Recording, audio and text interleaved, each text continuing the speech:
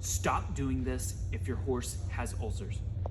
The number one thing to stop doing if you think your horse has ulcer is feeding starchy grains. Things like oats and corn are some of the highest starch level grains that you can feed your horse. Or something that would combine oats, grain, molasses, such as a textured feed. So a textured feed, oats or corn, would be something that you need to get away from if you think your horse has ulcers. Number two, focus on your environment. Put yourself in your horse's shoes 24 hours a day.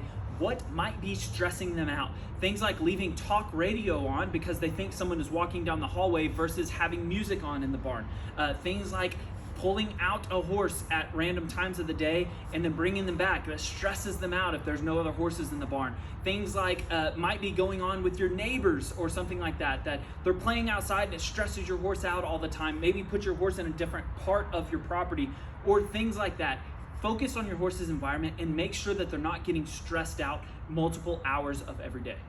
Think about the horse's stomach like a pitcher of sweet tea. If you have the horse's stomach, which is extremely acidic in there, by dumping small meals throughout the day, you're going to water down or base down that horse's stomach. Just like a pitcher of sweet tea, if you wanted to keep it cool throughout the day and not warm up on a hot day, throwing a few ice cubes throughout the day will keep that pitcher of tea cooled down. If you feed small meals throughout the day to your horse, it will keep that stomach a more base environment. Horses are meant to graze up to 18-20 hours per day.